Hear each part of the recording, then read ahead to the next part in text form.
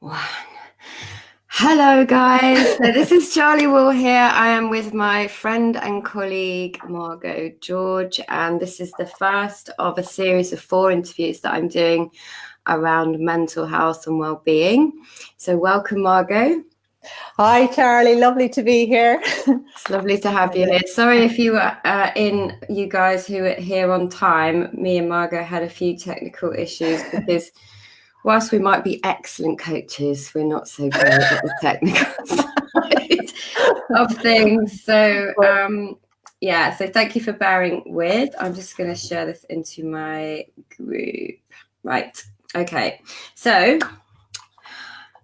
Margo's here to talk to me about the source of happiness and well-being, but my theme for mental health and the theme for my podcast is called courage. It's called Courage, Dear Heart. So my first question to you, Margo, is, sorry about the sound. What does courage mean for you, and how does it play out how has it played out for you in your life? Wow. Courage. I think in order to talk about courage, I have to, use one of my favorite quotes from a guy called Sid Banks, who some of you may have heard of. But, it is, if the only thing that we could learn is not to be afraid of our experience, that alone could change the world. And for me, that says it all about courage. It's like, it's not being afraid to show up. It's, feel the fear and do it anyway. It's, if we could learn that feeling is okay, no matter what it is, and go with it, because sometimes it's the idea of what it's going to be like that is worse than the actual event. So how has it played out for me? Well, God, I've just learned so much about it. I think I used to have a big fear of heights and flying, and I would probably have been kind of an 8, 9 out of 10. And I think, since really seeing this, I've been able to bring that down probably to a 2. And, it's just seeing that it's, that any idea that I have of whatever I'm facing, whether it be a personal challenge or, a work standing up in front of people or a phobia or a fear, it's okay to feel that and just show up, keep going, just take the next step, And it's also about strength as well, It's good. So you mentioned fear there and phobias, and you said that you used to have a fear of flying. Yeah. And then you said you've got it down from sort of like 8 to 10 down to a 2. So I'm guessing that for you, that means that it was very difficult, that fear. And was it anxiety you experienced in those? Yeah. But you've managed to get it down. Yeah. Can you tell the people watching, like, how that happened, what the journey is around that? Please share that experience. Well, I did. So I kind of, I've been in the personal development world for quite some time, 10, 12 years or so, and trained as a coach and a personal trainer in the health and fitness industry. That's where I started. And then I trained as a coach and mindfulness teacher and neurolinguistic programming. So I tried a lot of tools and techniques to work on my flying and nothing seemed to really make a difference. It was still there. And I think it was the realization that, I wasn't really afraid of flying. I was afraid of dying on a plane in a crash. And it was somebody had asked me the question, what you're really afraid of, once, and that came up, and I think in that moment I saw that, you know, like the chances of that happening, you know, are so slim. I mean, it is just as likely for it to happen in a car as it is to happen on a plane. And so I think I had an insight around that, and it sounds obvious to most people, but I think that I got caught up in the fear, and the fear was about something that I had created in my head, and it's not true. Like, you know,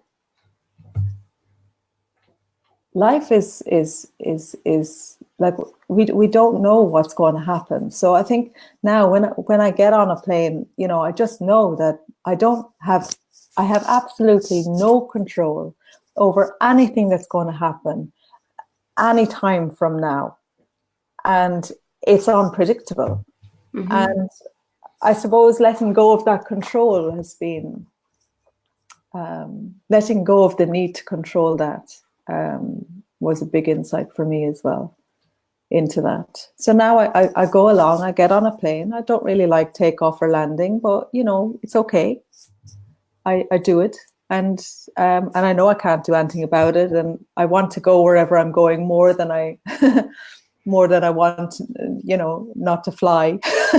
So I just show up and I just do it, you know. But it's like, you know, we have fears over all sorts of things that don't make sense.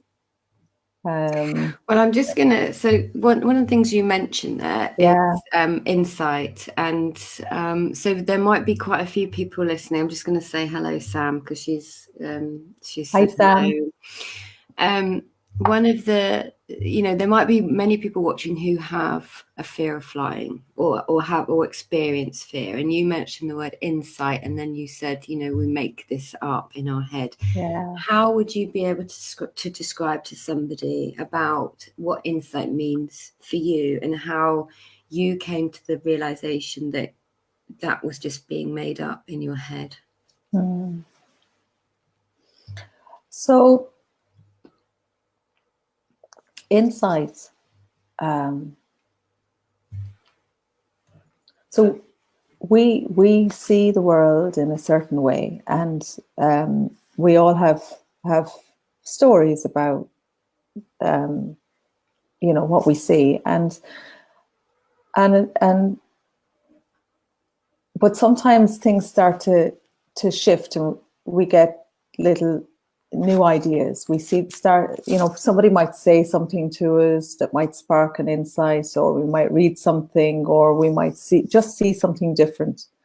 And we're having insights all of the time. Sometimes they're like, oh, wow, I've like never seen it like that before. And sometimes it's just so subtle that actually we find that, you know, we used to do something all the time, and we don't do it anymore. And you know, a series of little insights can you know, one insight can lead to big transformation, or a series of insights can lead to big transformation. And, you know, like for example, you know, in my teens and my 20s, you know, I didn't do a lot of exercise. I didn't do any exercise. I did a lot of partying and working. And, me too. and I used to think that I wasn't built for running. And, you know, I'd go to the gym for a few weeks, and slowly I'd end up spending more and more time in the sauna, the steam room. But, you know, exercise wasn't the thing. And I don't know what happened, but something changed in me. And, you know, when I was 30, I started running, and I lost any idea of not being good at exercise or needing to be anything with exercise. And, you know, I went on and ran the London Marathon and trained as a personal trainer, and exercise has become a big part of my life. And, you know, if you had said to me in my 20s, you know, that was going to happen, I would have I would have laughed a lot. I think I would have done too, because yeah. I'm similar. So, we become fixated on stories that we have, and we believe they're permanent, and we believe they're real, and things change, and next thing we're doing all sorts of different things that we never thought we could do. And it's a bit like we only see what we believe, and beliefs are transient, they change all of the time. But it's like, at a more simple level, if you're looking for your car keys and you can't find them, you search all over the house and you can't find your car keys, and you come back down and they're right there, right in front of you where you started. And we didn't see it because we didn't believe it was there. And it's kind of, how many other things in our life are we not seeing because we don't believe them, that they're there? So, really, we don't know anything about anything.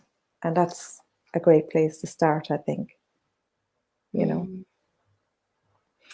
Yeah, that's lovely. And that brings me on to the topic of your chat, which was the source of happiness and well-being, which I love. So I wondered if you could tell me a little bit about your background and how and what you see as the source of happiness and well-being. Yeah. So I have, as I said before, I've been in the personal development for quite some time. And, even when I trained as a mindfulness teacher, I was searching for something. Something was missing, and I didn't know what that was. And, in the last couple of years, well, probably 3 years, I've come across an understanding around the psychology of the mind, and which has been very experiential, and I started to see things differently. And I would say, that it has ended my search. But the source of happiness and well-being, what I see, and me too now, so less so than before, but what I see with most people is that, we're all searching. We're all searching for happiness or peace or joy or love. It's different words for the same thing. And most of us are looking in the wrong place. Most of us are looking outside. We're looking at our, environment. We're looking at our intimate partners, people, places, things, material things, our home, jobs, career, even body, weight, image. We're looking at all these things for happiness, and sometimes, for a short time, we will get happy. You get if cars are what you're into, you get a new car, and for a short time, it does bring you happiness. But then you realize that the stuff that was making you unhappy before, it's still there. So I think what it leads us to is a constant search for happiness. And what I see is that happiness doesn't come from there; it comes from within us. And for a long time, I didn't really understand what within us meant. And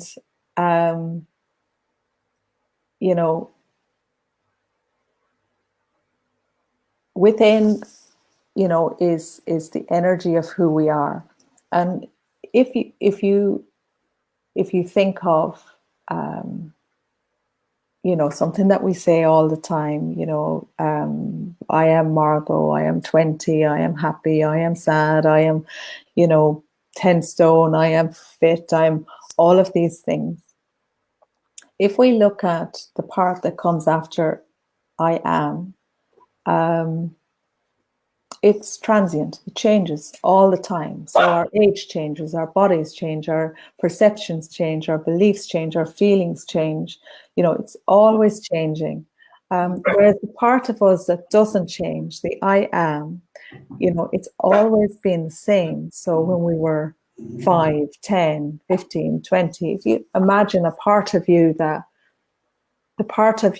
energy of who you are, that's always been the same. Like, sometimes you kind of say, I'm 45, but I still feel like I'm 20. My body may be getting older, my bones might be getting stiffer, but I still feel like I'm 20. I feel like there's a part of me that never ages. So when I say change comes from within, I'm not talking about the intellect. I'm talking about before that. I'm talking about the energy of who you are. And when we look in that direction, that is where I see the source of happiness always comes from. And that is something that's available to us like all of the time. 100% of the time that is there. It's not something that ever goes. It's something that's always there.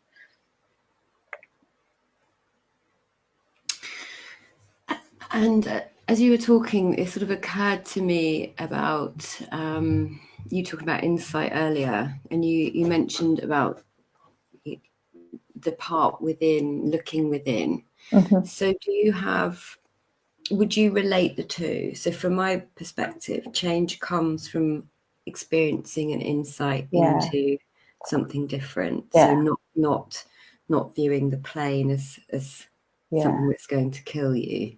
Yeah. So how would you put the two together, seeing that deepness within? And you've also mentioned experiencing that, like, going through this.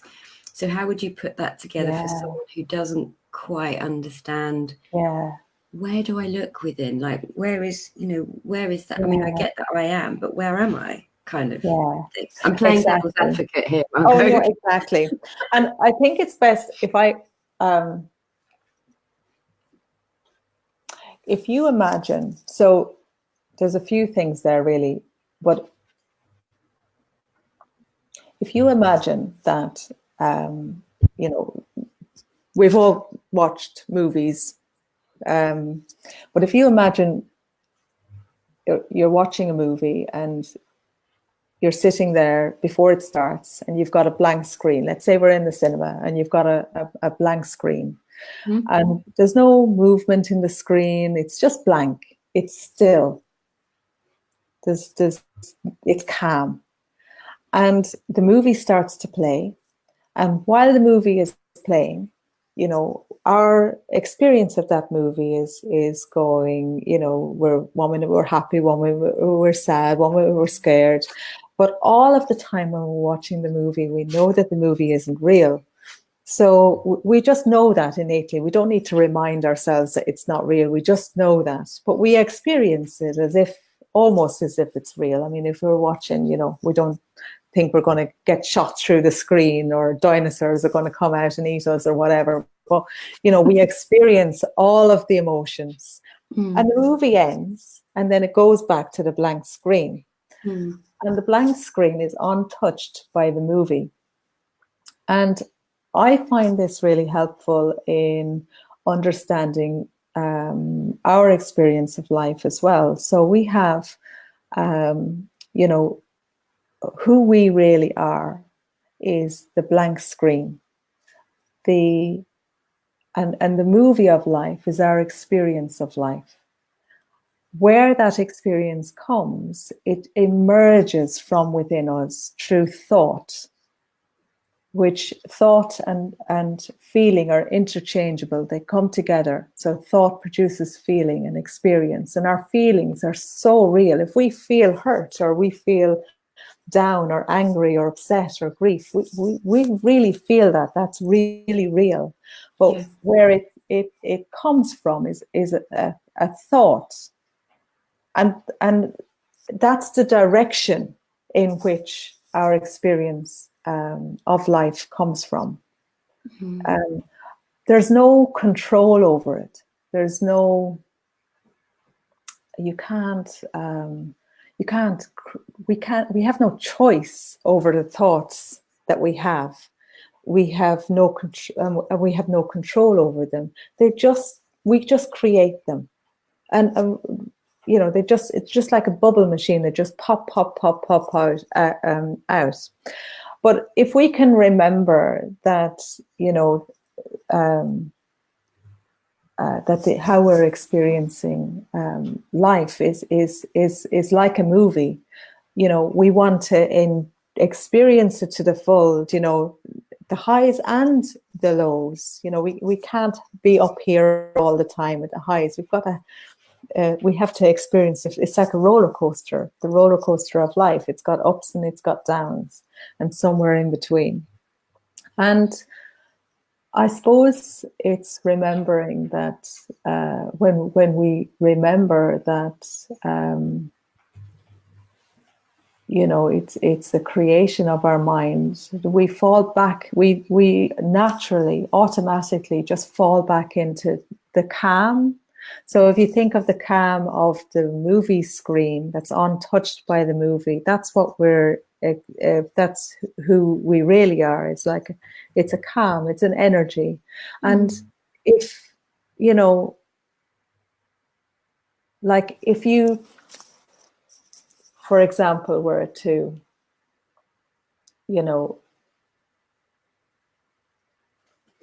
stop for a moment and just imagine, what's your experience right now if you get rid of all your memories and all predictions of the future. If you let go of all of that and imagine that you don't know it, then what's your experience? Me? Yeah. I would say, well, blankness, newness. It would be like, if I was like now with no memories, it would be like, wow, everything's a bit exciting and fresh. And what is that? It's the flower. And so it would,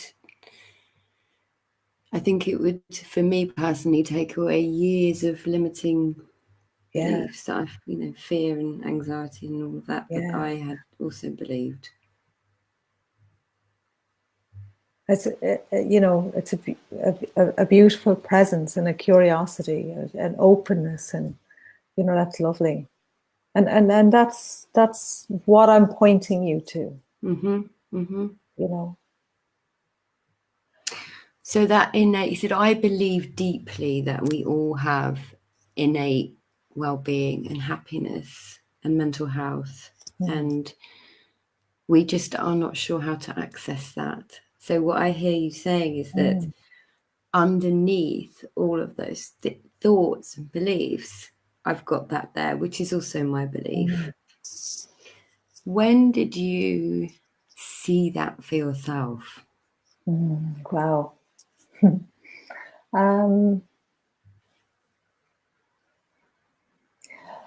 Like, I definitely, I think I've always known this. I've always had it. And, if you look at, babies, young children up to the age of 2, they've got this. They want something, they cry. They stop crying immediately. They're very present. They don't go out thinking, a 2-year-old doesn't go out and think, what they're going to think about my dress. I don't like it, or do I look big in this, or, are they going to like me? They don't think like that. They're completely present. Yeah. Animals as well, completely present.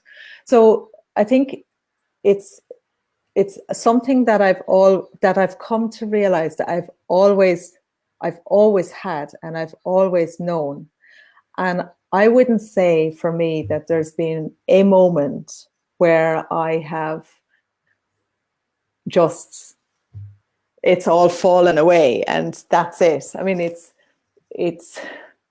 been through, keep looking in this direction that I've started to see where my experience is coming from. And it doesn't mean that I don't have like times where there's a storm going on in my mind and I don't see where my experience is coming from. I get caught up in that, and I get caught up in a prediction of a future or a past. And I have seen, but I would say that in the last 9 months in particular, I have seen this at a much deeper level. So, and the reason why is, so my husband was diagnosed with cancer in August, and he was, so he's been through a lot. He's been through chemo, radio, major life-changing surgery, chemo. It's a long story. And, and still going through it. And what I have learned through this experience has been,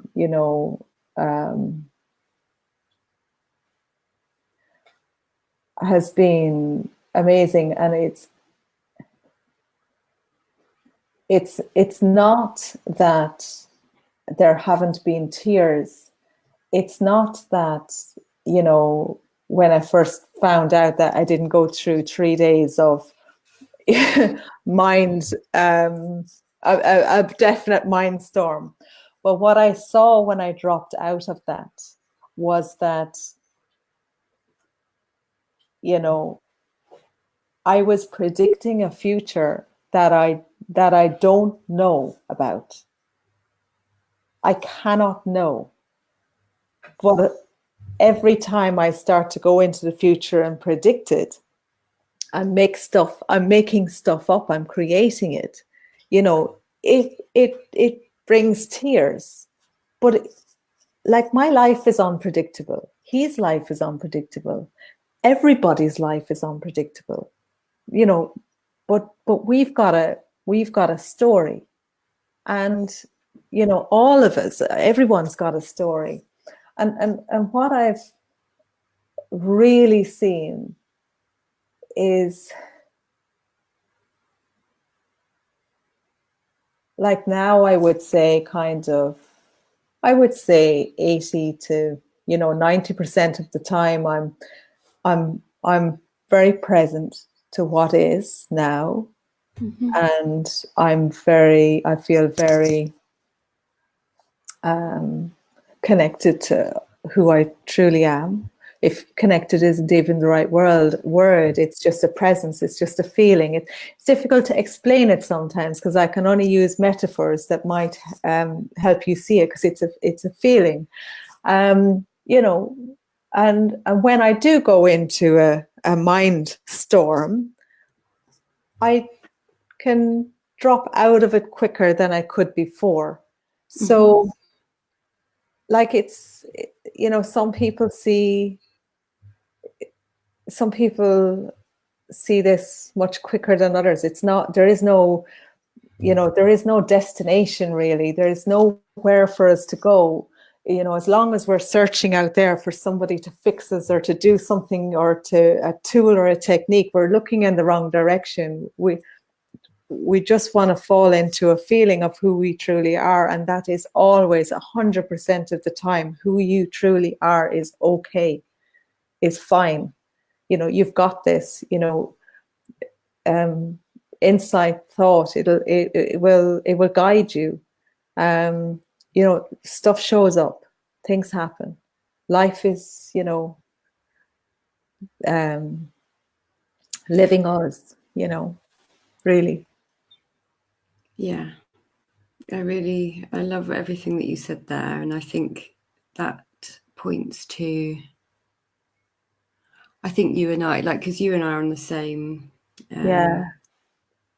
Three Principles coaching course, and we're mentors this year. And I think that we've both been through a few storms ourselves, yet we are able to have a stronger sense, a deeper knowing that the happiness that we looked for and searched for so many years, we were innocently looking in the wrong place. So I just wanted to ask you one more question, which was the few things that you've mentioned there, which is having a husband with cancer, experiencing fear and anxiety around certain things. What would you say to someone who can identify with anything that you've spoken about today?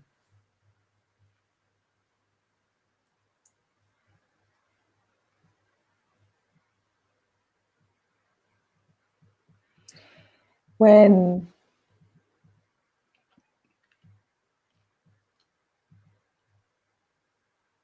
you're experiencing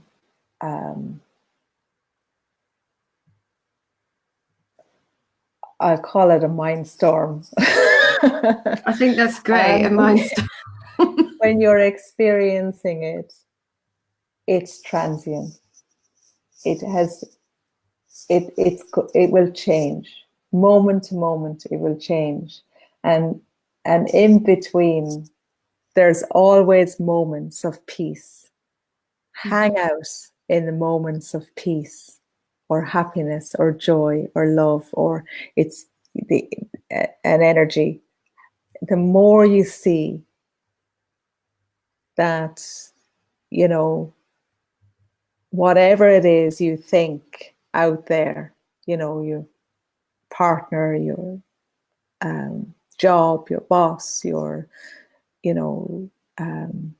depression, anxiety, whatever you think that it is that's causing this, it's not coming from there. It's coming from within. It's coming from within you, and it will pass. And it's not permanent, and it is not personal. It's not about you. You are okay. You will always be okay. And I'd also say, just go with it. What Charli is pointing you to. I mean, I love what Charli is doing in this group, and what you're pointing people to. Keep looking in that direction with an open mind, with a sense of curiosity. Don't fight it. Just go with it and see what happens. Because, life can be so different. It really can. Yeah, it definitely can. I just want to let you know that Sam has said sending prayers for your husband. Oh, thank you. And Rachel has said hello. So that's really lovely, Margo. Thank you. I always love your wisdom, your words of wisdom. Where can people find you if they want to get hold of you? Yeah, so you can message me on Facebook, or if you want to email me, it's coaching@margogeorge.co.uk. I'll put it up in the link after, and it's Margo without a T. Or just message me on Facebook. But I'm always very happy to have a conversation, always. Thank you so much, Margo, and thank you guys for watching now. And if you watch later, we'd appreciate it if you could share this around. That would be very cool. Yeah. Thank you, guys. Take care. Thanks, Charli. Thank you, everyone. Lots of love. Bye.